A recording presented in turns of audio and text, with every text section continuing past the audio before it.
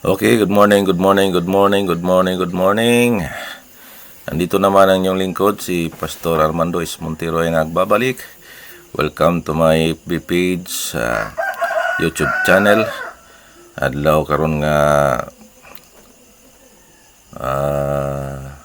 Bernice Pizza City sa bulan sa Marso, year 2025. Mga kaigsunan, nato na pong ipadayon ang atong subject nga second coming of Jesus Christ o naanatan ang atong katapusan, atong na-take up atong pito ka trumpita o ninintak na karon sa kabuntagon atong ipadayon ni Gala Igsoon. So dili ta maglangan.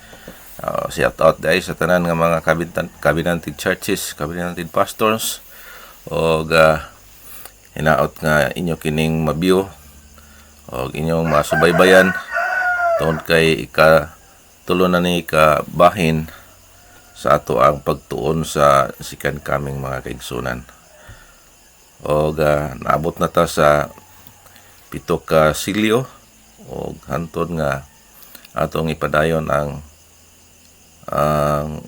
sequence ni mga kaigsunan, ang pito ka trumpita o ang kasakitan ni Jacob, diba?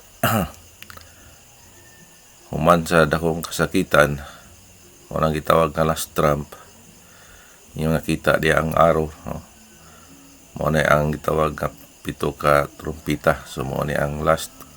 So atong ipadayon, mga kaigsunan, din na ta sa pagsakgaw, ang pagsakgaw o rapture. Mahitabo sa last trump o sunod ang ganing gitawag nga ang milenyo nga katuigan. So kining milenyo nga katuigan, mga kaigsunan, mo nang gitawag nga 1,000 years nga golden age nga si Jesus Christ na mao ang maghari, no? Ato makita din nga ang panahon sa milenyo magsugod sa pagsakgaw sa pagkabalaan, pagtagbo sa Ginoo sa kahanginan. So mao na ang last trump. Dayon ang kining gitawag nga gilapdon sa paghari ni Ginoong Jesucristo, mo nang gitawag nga 1,000 or millennial, no? Kini mao ang paghari ni Ginoong Jesucristo didto sa Israel sa trono ni Haring David sulod sa 1,000 ka tuig. Ini nga paghari maoy sa kompleto nga kalinaw o walay sinati sa gubat, human ang iyawa gitambog sa bungaw og ang mini nga propeta og ang mananap nga mapintas gitambog sa linaw nga kalayo. So mao ni ang mahitabo sa 1,000 years. At the same time, gipreso si Satanas dito sa bottomless pit, mga kaigsunan. Mao na ang last trump og naamantay na hibilin nga 220 days tungod kay katupan man, og ang 220 days mao kini ang panahon sa pagpurong-purong sa mga balaan sa kahanginan ug ang pakigpulong sa Dios sa mga kanasuran. Human ini munaog si Ginoong Hesus ug ang tanan nga mga balaan nganhi sa yuta didto sa yutan-on nga Jerusalem City. Sa pagnaog sa atong Ginoo, iyang abugon ang mga adautan gikan sa iyang gingharian.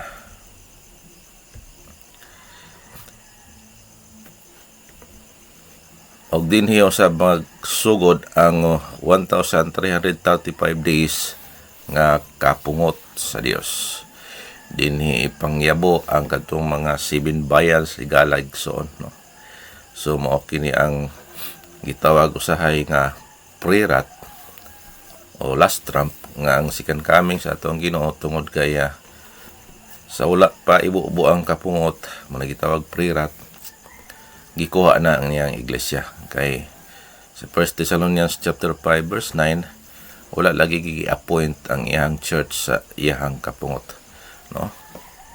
So iya kining gikuha o kanang gitawag nga mamakwita sa langit samtang dito sa langit ang iglesia sa atong Ginoo iya nang ibuo ang 7 kapanaksan nga kapungot sa atong Ginoo. Hamak mo niya na higalayson iyabo dito dagat mahimong dugo, iyabo sa suba mahimong dugo, o iyabo sa ining itawag nga basta kay naa sa Revelation 16 kamo nalay basa na, no, nang grabe nga kapungot sa ato ang Ginoo. O kini gisugdan samtang mahitabo ang pagpurong-purong sa mga balaan didto sa langit og human sa 1,335 days nga diin na nasulod na sa 1,000 years nga paghari sa atong Ginoo mo na gitawag nga post-millennium, no. Pagkahuman sa 1,000 ang gitawag ang post-millennium pagasugdan sa pagbuhi kang Satanas gikan sa bungaw nga walay kinutuban, no? Meaning mga kaigsunan sa pag-expire na sa 1,000 ka tuig sa paghari sa atong Ginoo, buhian si Satanas, no, ug mao na nay last revolt ni Satanas o paggawas ni Satanas higala igsoon. Kita niya nga naapod siya mga abin tungod kaya daghan ang mga liwat sa mga unfaithful nga abin niya, no, kay so sa 1,000 ka tuig ang mga unfaithful mo sanay sa gihapon kay naapagyap naman sila reproductive organ, flesh and blood man ang ilang nadawat o gatong makita din nga 7 gani asawa sa mga lalaki nining tungura. Isaias 4:1 mo mabasa din ang mga babae maskin na dili nimo sila kuan sa responsibility, sila lang mangitag pagkaon. Gusto lang sila nga salbaron sa ilahang kaulawon, no, tungod sa maong golden age pagharis tong Ginoo daghan kay pagkaon o nabahin sa duha ang mga liwat nila na ay mo sanong sa kining gitawag nga pagdumala, no, pagdumala sa someday kung makapasarta sa tadiha nga magdumala o ang unfaithful mo ay dumalahan o sanay bang yapon sila kay mo may purpose sa Ginoo nga replenish the earth unya ang kadtong dili mo sanong sa paghari naalay isa ka 100 days lang ang 100 years lang ang ilang maabot o ang kadtong kanang gitawag matarong intact na to siya, dili na to siya mamatay, no.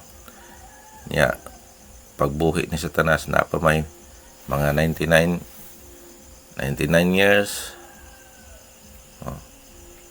na may 80, 70, so nya dili matarong na, no. Wala lang na sila kay ang ilang hari gipriso man pagbuhi ni Satanas dito na mo sanong na sa kuman ni Satanas o ilaro na pod moadto kuno sa tawag nga Jerusalem abi pod sa mga unfaithful nga ini nga moadto dito kay mo kakaton og kanang kahibalo sa may tungod sa pag-ugmad, pero iya man ay kining gi-deceive no, o libutan nila ang siyudad sa atong Ginoo, o atol pa sa revelasyon kalayo, gilamon sila sa kalayo. So mao na ang mahitabo mga kaigsunan sa pagbuhi ni Satanas human sa usa ka libo ka tuig paghari sa atong Ginoo, o diha matapos o diha mga matay ang dili luwas, no? O human niya na tulang taon mo na akong gisulti, no? Limbungan ni Satanas ang dili luwas ug ang ordinaryo nga luwas nga katawhan aron na libutan nila ang balaan nga syudad. Dinhi mahitabo ang eksena sa Gog and Magog. Muna ang pagpakanaog sa kalayo kaysa ra sa gilamon. Ang kalayo gikan sa Ginoo, gikan sa linaw nga kalayo, mao ang musunog kanila. Kay ang linaw nga kalayo na adya sa second heaven, no?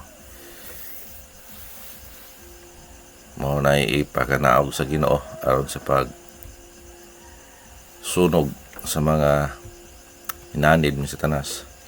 Niya hukman ang luwas nga mga kanasuran aron mosinati sa 6,000 katuig nga pagkasunog uban sa material nga kabuhatan. So muna mga kaigsunan, kay muna kanay tumoy-tumoy na sa tuang sa maong sequence sa atuang pagtuon o dakpon og hukman si Satanas uban sa tanan niya nga mga manulunda o itambog sa linaw nga kalayo. So mao na ni ang last scene sa papel ni Satanas, o dito isalibay sa atong Ginoo si Satanas sa lake of fire. Dayon banhawon ang tanan nga mga dautan nga luwas, o patubangon sila sa hukmanan sa dakong trono nga maputi, o itambog sila sa linaw nga kalayo. So tanang dili luwas gikan sa panahon ni Adan, Moses, panahon sa Old Testament o sa New Testament, o sa panahon sa millennial kadtong katapusan nga gigadi ng Satanas kay ilang libutan ang syudad, kung dili tuluwas diring panahon na mga banhaw sila o hukman o itambog sa linaw nga kalayo, no? Nya mukayab ang balaang syudad sa Jerusalem uban ang tanang mga balaan ngadto sa ikaupat nga langit. So mao ni mga kaigsunan, human ni ana dadon ang iglesia ni Ginoong Hesukristo dito sa langit. O kita someday kadaog ta og diyan ang tungura mahitabo ang John 14:3 nga mo na atong golden text nga og asa ako ato usab kamo. So niya lang tungura makaabot na ta sa ikaupat nga langit nga mo ang abode of God, ngani tugutan ta ni Kristo nga mulingkod usab sa maong trono, o samantala nga didto ta dadon ni Jesus Christ ug ang kalibutan makasinati na og kining gitawag pagtunaw o renovation, kay dili na tubig ang ihinlo sa Ginoo sa kalibutan kun dili kalayo na. So mao ni mga kaigsunan, no? 6,000 years sa ato ang counting siguro na, pero unom na kaadlaw sa Ginoo. og sa paghimo sa Ginoo sa kalibutan, unong puna kaadlaw pag iyang hinluan kini, iyang iron libit, unong pod kaadlaw muna mga kaigsunan nga lisod kung unfaithful ta kay harian, tapos mo-undergo og 1,335 days nga rat ugad nya umanyana makasinati na pod og kasakit sa kalayo, pero di naman lagi maunsa kay resurrected naman.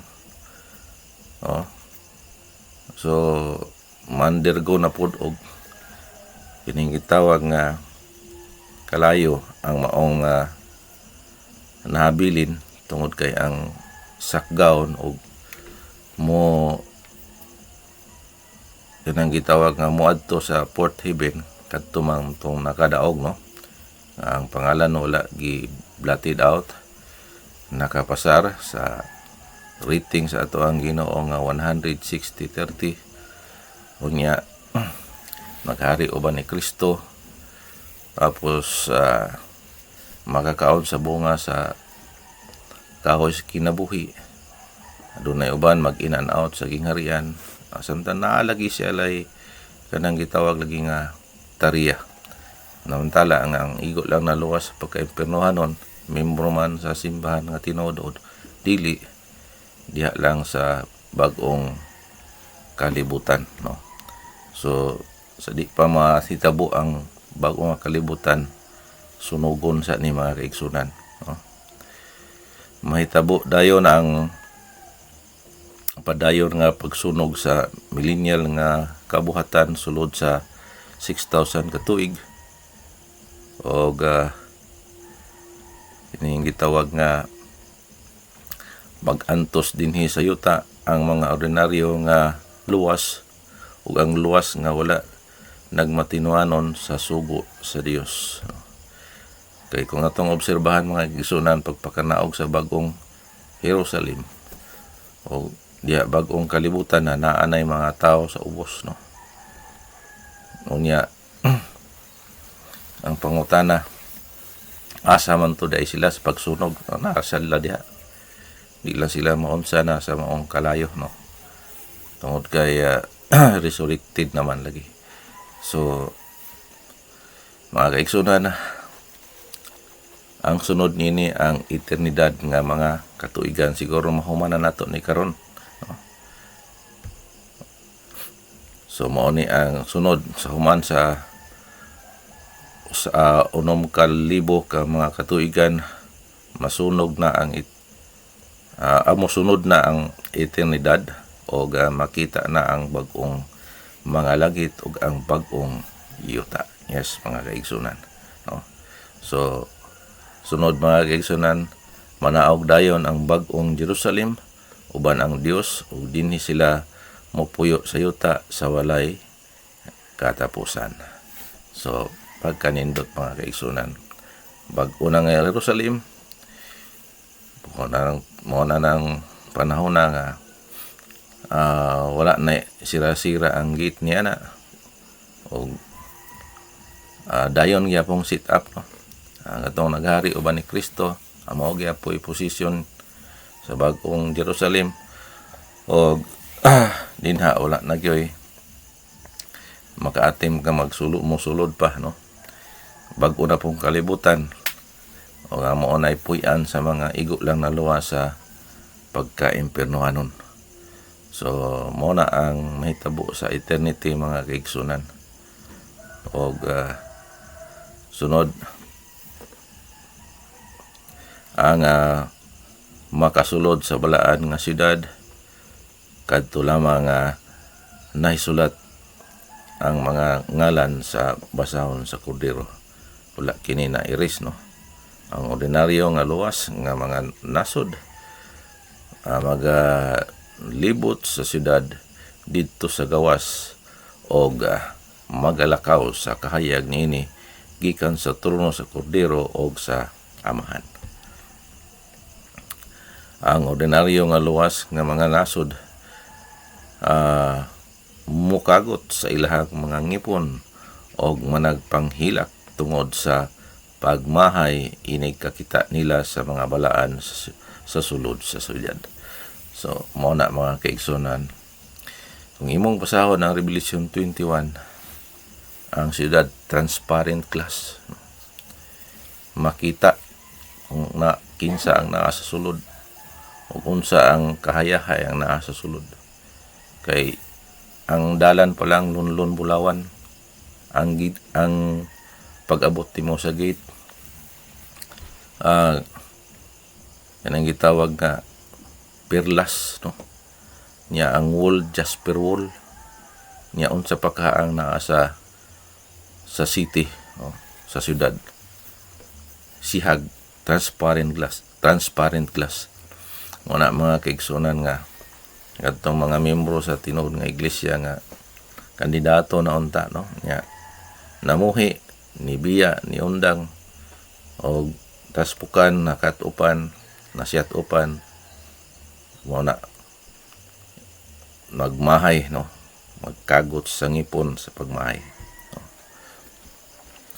Ang ordinaryo nga luwas nga mga nasod mao ang nakasinati sa pagsunog sa miaging 6,000 tuig sa pagbag-o sa millennial nga kabuhatan. Mo na nga magtarong gitahay kalaysoon kay makatupan ta mo na ang sanga nga naputol nga ridis kalayo, no? Wala na dili pagka matarong niining panahon na. Yes, no? Kay mo nag-isulti sa ni Pedro, no? O God bless and more power. So salamat sa Ginoo nga ato nang nahuman nga kini nga punto ikatulo nga bahin sa ato ang pagtuon sa second coming, og hinaot nga inyo ning nasubaybayan, og kamo nay bahala sa pag-pick up sa mga verses, og hinaot mga kaigsunan nakahatag kini sa inyo og yan ang gitawag na enlight ang inyong mga unang kasing-kasing, o kini inyong ubos lagad sa Pastor Armando Montero magayong kaninyo. Daghang salamat sa inyong pagsubaybay, og ayaw kalimot tigaligsoon sa pag like and subscribe sa ako ang YouTube channel, og i-share pod sa uban. So bye bye.